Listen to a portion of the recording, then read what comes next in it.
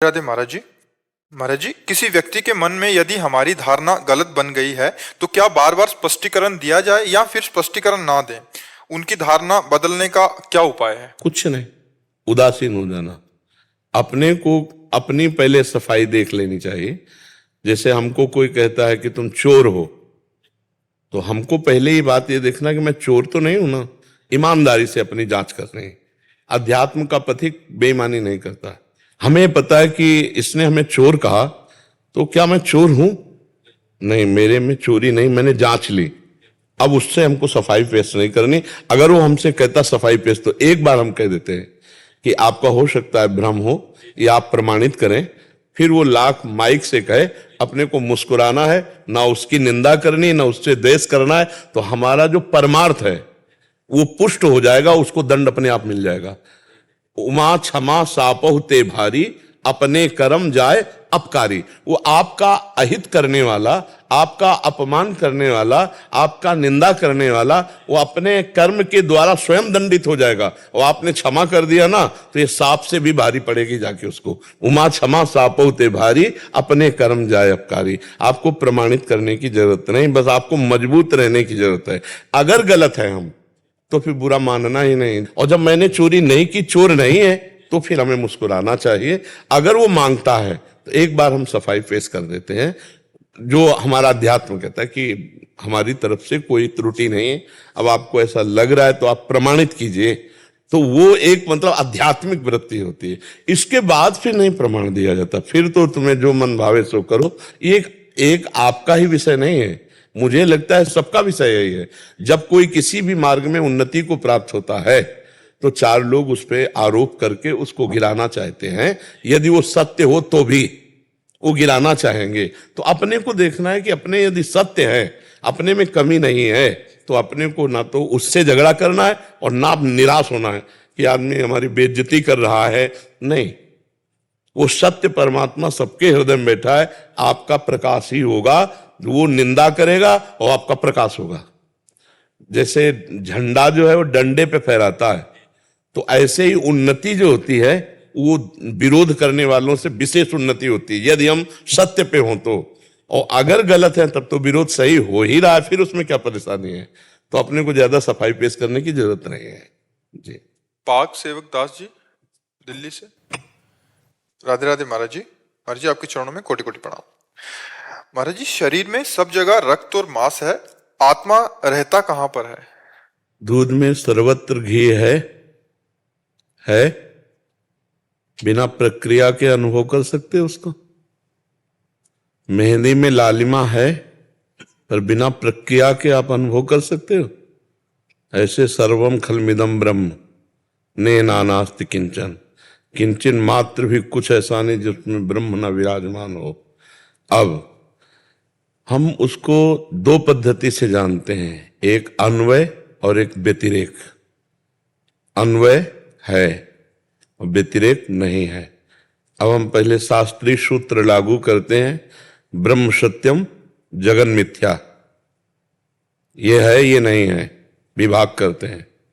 तो ये पंचभूतों द्वारा रचित जो स्थूल शरीर है ये नहीं है।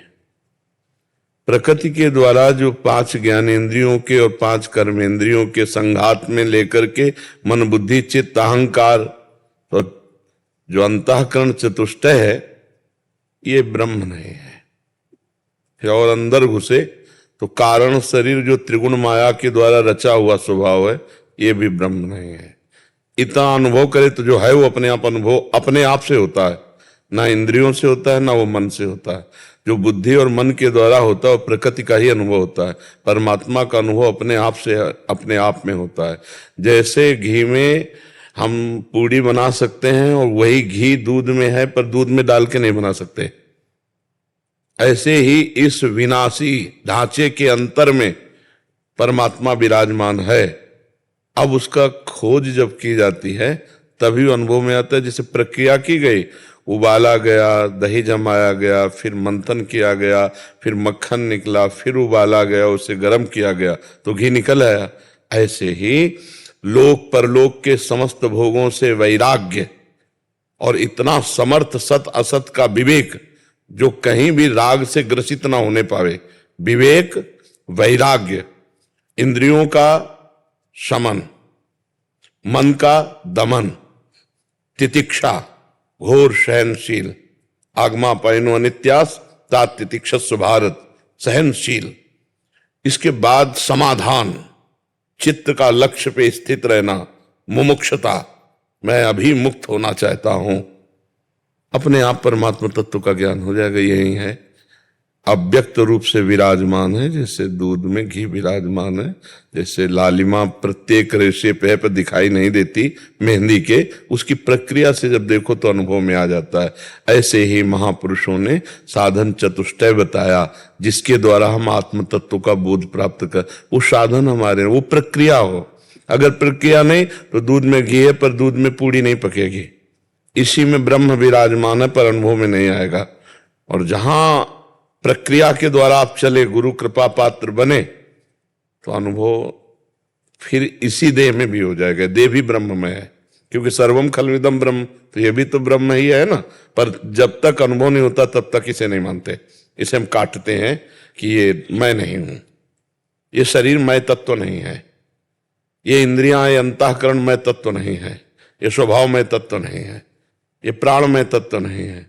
उपनिषदों में जब इसके काट करते हैं तो जो मैं है वो अपने आप अनुभव में आने लगता है, क्योंकि शांत और निर्मल जल में तह में क्या है पता चल जाता है ना।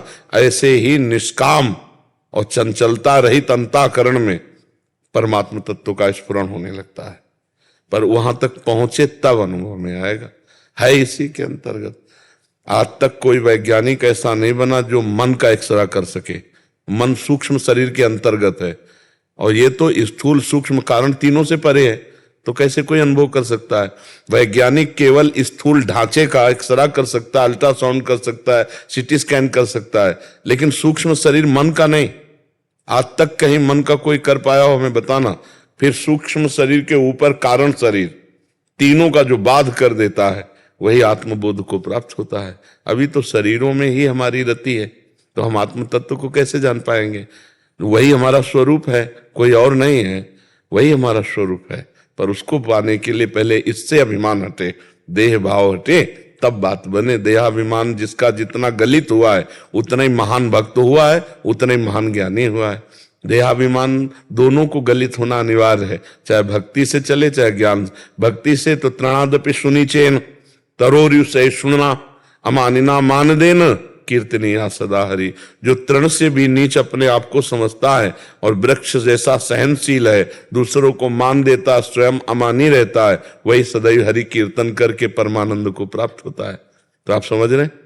हाँ, खूब नाम जप करे, पहले संसार का विस्मरण हो, और शरीर में आए हुए मान अपमान निंदा स्तुति दुख सुख और आदि द्वंद्वों को आनंद पूर्वक सहे, क्योंकि ये मेरा स्वरूप नहीं है, ये मेरा स्वरूप नहीं है। मेरा जो स्वरूप है वो परमानंदमय है, वो द्वंद्वातीत है, वो कालातीत है, वो त्रिगुणातीत है, और ये सब त्रिगुण के अंतर्गत है। जितना भी गो गोचर जहां लग मनु जाई, सो सब माया जानो भाई। समझ रहे महाराज जी? जी जी, आपका एक और प्रश्न था कि साधु बनने के बाद भी जीवन में कष्ट क्यों आता है महाराज जी? साधु तो आज बने, शरीर की रचना तो पहले हो चुकी है ना। तो उस रचना में पाप और पुण्य दोनों से मिश्रित मानव देह होता है। जो यातना देह होता है वो केवल पाप का होता है, जो देव देह होता है पुण्य का होता है, और जो मनुष्य देह होता है वो पाप पुण्य दोनों से मिश्रित होता है। तो आपके जन्म के पहले ही आपके शरीर में पूरे जीवन भर के लिए रख दिया प्रारब्ध भोग आएगा, उसको निष्प्रभावित करेगा। आएगा भोग, पर प्रभाव से प्रभावित नहीं होता। जो भगवत भक्त होता है या ज्ञानी होता है, प्रारब्ध भोग शरीर में आता है, उसे आनंद पूर्वक वो भोगता है, लेकिन भोगता बचा ही नहीं, इसलिए प्रभाव नहीं पड़ता। समझ रहे ना? तो शरीर की रचना तो साधु बनने के पहले हुई थी ना। तो पुरानी खेती का तो काम, हमारा जो खान पान है वो तो वही भोगना पड़ेगा, पुरानी खेती का। अभी नई फसल है, अभी सच्चिदानंद फसल है, अब इसको आगे आनंद लीजिए वर्तमान में भगवदानंद से। बस हमको कभी भी विचलित नहीं होना किसी भी मान अपमान दुख सुख लाभ हानि में, यही हमारी साधुता है। और परिणाम हमारा तो हम ही है, परिणाम हमारा हम ही है, कोई और परिणाम नहीं है, हम ही परिणाम है। अपने आप को पहचान गया तो परिणाम में स्थित हो गया, अपने को भूला हुआ इसलिए परिणामों में भागा घूम रहा है। सहज सुख राशि ब्रह्मानंद स्वरूप तो आपका ही आत्मा है, उसी के लिए हम उन्हीं आत्मा को भगवान श्री कृष्ण कहते हैं, उन्हीं आत्मा को भगवान शिव कहते हैं, उन्हीं आत्मा को अपना परम प्रीतम नारायण कहते हैं। वही है, एक है, दूसरा कोई नहीं है। तो हम खूब भजन करें और जो भी द्वंद्व आवे उसको सहें। सहत सहत बाढ़े भगति, और सहने से ही ज्ञान का प्रादुर्भाव होता है। यम ही न व्यथ्यन्ते ते पुरुषम पुरुषर्षव सम दुखा सुखाधीरम स्वमृतत्वाय कल्पते। जो इंद्रिय और मन के द्वारा दी हुई व्यथा को सह जाता है, व्यथित नहीं होता है, सुख दुख में समान भाव रखता है, वो अमृत पद का अधिकारी हो जाता है। अमृत पद अपना आत्मस्वरूप ही है। हम जो भगवान हैं, भक्ति में उन्हें हम भगवान कहते हैं, योग में उसे परमात्मा कहते हैं, और ज्ञान में उसे ब्रह्म कहते हैं। बात एक ही है, दूसरी नहीं है। मोहित जी सहारनपुर से। राधे राधे। राधे राधे महाराज जी। महाराज जी, मैं पूछना चाहता हूं कि कर्ता भाव छोड़कर दृष्टा भाव में कैसे हमारी दिनचर्या को हम देखना शुरू करें। कभी कभी मन बहुत उदास और व्याकुल हो जाता है। बच्चा, जब हमारे पहले अनुसार- पहले क्या है, पहले साधन करो, पहले साधन करो, माता पिता की सेवा करो, नाम जप करो, ब्रह्मचर्य से रहो, गंदी बातें त्यागो, थोड़ा तो पवित्रता आवे। हम कहीं जाते हैं तो नहा धो के जाने की चेष्टा करते हैं ना, तो परमार्थ पथ के साक्षी भाव के लिए हमें थोड़ा तो विवेक चाहिए, थोड़ा तो ज्ञान चाहिए। नहीं तो मन जहां घसीटेगा तो साक्षी भाव में खड़े ही नहीं रह पाओगे, तदात्म हो जाओगे। अभी थोड़ी साक्षी भाव में एकदम तुम चल पाओगे, तदात्म हो जाओगे। मन और इंद्रियों का काम में व्यथित करके तदात्म कर लेना, तभी तो हम भोक्ता बनते हैं। मैंने ये देखा, मैं ये देखूंगा, मैं ये देखना चाहता हूं, मैंने भोगा, मैं भोगूंगा, मैं भोगना चाहता हूं, तदात्म कर लेता है मन। तो पहले ककाहरा से चले, पहले ब्रह्मचर्य में, जब तक ब्याह ना हो जाए तो ब्रह्मचर्य से रहे, पराई माता बहनों की तरफ गंदी दृष्टि न करे, कोई नशा न करे, पवित्र आहार करे, भगवान का नाम जप करे, शास्त्रों का स्वाध्याय करे। फिर देखो, आप इतना करके देखो, फिर आप जब साक्षी भाव तो आपको दिखाई देगा कि ये शरीर ऐसे ही अलग है जैसे इनका शरीर अलग है, ऐसे ही शरीर हमसे अलग है। जब तक दृष्टा भाव नहीं आएगा तब तक कर्ता और भोक्ता भाव जाता नहीं, और दृष्टा भाव आ गया मतलब आप मोक्ष के नजदीक पहुंच रहे हैं। ये छोटी मोटी बात है, बहुत बड़ी बात है। हर समय साक्षी भाव रहना, दृष्टा भाव रहना, तो इसके लिए पहले साधन करो। अब अपने लोग क्या होता है कि बातें तो बहुत बड़ी बड़ी करते हैं और साधन होता नहीं, इसलिए स्थिति ना होने के कारण वो हर बात में क्यों, हर बात में क्यों। तो अब जब तक आपके चित्त का समाधान नहीं, आप में साधना नहीं है, तो आप बातों से तो क्यों, फिर उसने ऐसा तो क्यों, फिर क्यों, तो उसका उत्तर कभी हो ही नहीं सकता। उसका उत्तर है कि पहले साधना करो, पहले संयम से चलो, भजन करो, तब हमारे परमार्थ और अध्यात्म की बातें समझ में आई। अध्यात्म केवल प्रश्न उत्तर का नहीं है। नायम आत्मा प्रवचने न लभ्या न मेधया न बहुना सुरते न। बहुत सुनने वाले को भी ले, बहुत बुद्धिमान को भी ले, बहुत प्रवचन करने वाले को भी ले। ये गुरु स्वरूप से जिसे आत्मा वर्ण कर लेती है, बस उसी को बोध होता है। तो अपने सतमार्ग को पहले पहचानो, पहले अपने मार्ग को पहचानो, उस पे चलो, तब अपने आनंद की अनुभूति होगी। पहले देखो, कर्ता भाव से असत क्रियाओं का त्याग करके सत्क्रियाओं का कर्ता, ऐसे थोड़ी होता कर्ता भाव त्याग हो जाएगा। पहले कर्ता भाव में असत क्रियाओं का त्याग और सत्क्रियाओं का कर्ता, फिर सत्क्रियाओं में जब शुद्ध सतोगुण बना रहेगा, तब निर्मल जल में जैसे दिखाई देता क्या है, ऐसे दिखाई देगा कि अरे ये तो गुणानुगुण वर्तनते, ये तो गुणों के द्वारा हो रहा, मैं तो इसमें करता हूं ही नहीं। तब वो दृष्टा भाव जागृत होता है। ये केवल बातों से या बुद्धि से नहीं होता है। एक मिनट में बुद्धि भ्रष्ट हो जाएगी, एक मिनट में दृष्टा भाव न जाने कहां कूड़ा करकट की तरह बह जाएगा, स्थिति ना होने। ये दुरंत माया कोई ऐसे थोड़ी खिलवाड़ है। हाँ, ज्ञानी नाम चेतांसी देवी भगवती हिस्सा बलादा कृष्ण मोहाय महामाया प्रचति। बड़े बड़े ज्ञानियों के चित्त में क्षोभ पैदा कर दे, वो भगवान की दुरंत माया है। तो जो भगवान के भजन में, साधन में है, उसी को स्थिति प्राप्त होती है। बातें करने मात्र से न ब्रह्मबोध होता है, न भगवान की भक्ति होती है। खूब नाम जप करे, पवित्र आचरण करे, गुरुजनों की सेवा करे, वयोवृद्ध की सेवा करे, तो फिर धीरे धीरे हृदय पवित्र होने लगता है, अंतःकरण। और इस चाहे जो भाव, चाहे भक्ति भाव, चाहे साक्षी भाव, चाहे ब्रह्म भाव, चाहे सब हम ही को प्राप्त करने के लिए तो मार्ग बने। हमारे लिए ही तो बने, पशुओं के लिए थोड़ी बने, मनुष्यों के लिए ही बने। समझ पा रहे हो आप जी? पहले न डट के नाम जप करो। अपवित्र वासनाओं से भरा हुआ मन दुर्वासना मम सदा परिकर्षयन्ति। बहुत वीडियो है पूरा ये मन, जो देखता है मैं चित्र सहित भर लेता है। और आप देखो जब भजन में बैठोगे तो पूरा फिल्म चालू कर देगा। जन्म जन्मांतरों की फिल्में हैं उसके पास, काम की फिल्म, क्रोध की फिल्म, लोभ की, मोह की, मद की, मत्तर की। अब जहां माला उठाओ उसमें फिल्म वो ऑन कर देगा। हाँ देखो, अब उधर देखो, भगवान के भजन में मत लगो। जो चतुर उपासक है वो उधर से हटाकर नाम में लगा। पहले नाम, फिर मानसिक पवित्रता होने के बाद हम जो भी एकाग्रता करेंगे, जो भी सेवा, जो भी पाठ, वो हमारी समझ में आएगा। इसलिए सर्वप्रथम नाम जप। बिगड़ी जन्म अनेक की अब ही सुधरे आज, पहले होए राम को नाम जप। तुलसी तज कुसुमात। गंदे आचरणों का त्याग करते हुए भगवान नाम जप करते हुए भगवान के आश्रित हो तो मन लगने लगेगा। जब भगवान से अपनापन होता है तो उनकी पूजा में मन लगता है। जैसे अपने लाडले बच्चों को हम कुछ पवाएं तो हमारा मन कहीं थोड़ी बाहर जाएगा। ये देखो, एक चम्मच खीर और लो, क्योंकि हमारा प्यारा है, मानो अपना दामाद है, अपनी बेटी है, अपना कोई प्रियजन है, तो कैसे हम उसको पवाते हैं।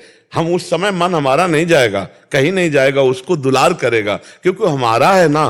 तो अभी प्रभु अपने नहीं लगे ना, इसलिए मन भाग रहा है। और जब अपने लाडले प्रभु लगेंगे, मेरे स्वामी, मेरे प्रीतम, मेरे यार, जो भाव कर पावे मेरे प्रभु से, मेरे प्रभु तो हर भाव स्वीकार करते हैं। तो अपने दोस्त को हम कैसे पवाते हैं, अपने पिता को कैसे पवाते हैं, अपने पूज्य को कैसे पवाते हैं, जो भाव कर पावे। तो जब हम इस भाव से अपने प्रभु का श्रृंगार करेंगे, उनको भोग लगाएंगे, तो हमारा मन आसक्त होगा। पहले प्रभु से अपनापन तो हो। अभी तो अपनापन देह से है, संसार के संबंधियों से है, भोगों से है। इसलिए सबसे पहले नाम में रति करनी चाहिए। और नाम जप करना सबसे कठिन है। संसार में साधनाओं में अगर कठिन काम है तो नाम जप करना कठिन है। सामने नाम चल रहा है, जैसे राधा, तो राधा सामने लिखा है, हमारे अंदर से निकल रहा राधा, वही हम सुन रहे हैं, वही देख रहे हैं, चाहे आंख बंद हो चाहे खुला हो, और काफी समय तक एक ही नाम में स्थिति। अभी देखो आनंद आने, रोने लगोगे ऐसा आनंद आएगा, आनंद की उमगन आने लगेगी। तो नाम जप में लगो। नाम जप करते हैं, हाँ, तो जो नाम दिया सदगुरुदेव ने, चाहे वो प्रणव हो, चाहे राम हो, चाहे कृष्ण हो, उसे अधिक से अधिक जपो। नाम जप के देखो, कोई भी आज तक बिना सुमिरन के नहीं पहुंचा। अगर हम संन्यास मार्ग में देखें तो भगवान का जो स्वरूप है वो प्रणव है, उद्गीत जिसे वेदांत कहते हैं। हर श्वास में उसको चढ़ाना है, हर समय। जैसे श्वास ऊपर गई तो प्रणव, श्वास नीचे गई तो प्रणव, प्रणवमय हो जाए, वही सन्यासी है जो प्रणवमय हो गया, विस्मृत हो जाए सब कुछ प्रणव के साथ। और फिर वही प्रणव जो हमारा स्वरूप है, वही आत्म स्वरूप का बोध करा देता है। प्रणव ही तो हमारा स्वरूप है। आओ मां, पूरा स्वरूप वही है। तो जो गुरुदेव दे उसका निरंतर सुमिरन, सुमिरन खास बात है, खास बात सुमिरन। अगर हम पूजा कर रहे हैं और सुमिरन संसार का हो रहा है, जो मन से भजन करवा दे वही सच्चा साधक होता है। मन ही तो बंधन और मोक्ष का कारण है। विषयों में लगा हुआ मन बंधन का कारण है और प्रभु में लगा हुआ मन मोक्ष का कारण है। गोपीनाथ जी। राधे राधे। राधे राधे महाराज जी। महाराज जी, आपके चरणों में कोटि कोटि प्रणाम। महाराज जी, हम भगवत चिंतन में लीन होना चाहते हैं पर सफल नहीं हो पा रहे। सफल होने के लिए उपाय क्या है महाराज जी? महत्व बुद्धि। हमारी जहां महत्व बुद्धि होती है वहीं हमारा चिंतन होता है। शरीर में महत्व बुद्धि, शरीर के भोगों में महत्व बुद्धि, शरीर के रिश्तों में महत्व बुद्धि। महत्व बुद्धि हमारी भगवान में उतनी नहीं है। ये नहीं कह सकते कि नहीं है, क्योंकि नहीं है में आप यहां आते ही नहीं, आप भगवत चिंतन की बात ही नहीं करते, पर वास्तविक नहीं है। जैसे हमको अच्छा भोजन मिल जाए तो हम प्रभु को भूल गए, तो भोजन से भी भगवान का महत्व हमने कम समझा, तभी तो भगवान को भूल गए। जब हमारी महत्व बुद्धि श्री भगवान में ऐसी हो जाए कि त्रिभुवन की कोई भी भोग वस्तु, कोई भी राज्य लक्ष्मी, कोई भी वैभव मिले, पर हम प्रभु का आधे पल के लिए भी स्मरण न छोड़ें, तब माना जाएगा कि महत्व बुद्धि भगवान पर है।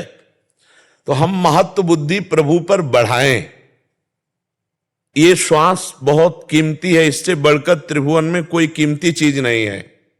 इस श्वासों को हमने, मानो आपकी 50 वर्ष की आयु में आपने जो कमाया, अब आपकी आखिरी श्वास हो, तो 50 वर्ष की श्वासों खर्चा करके जो कमाया, उससे एक श्वास भी नहीं खरीद सकते हो आप, एक श्वास भी।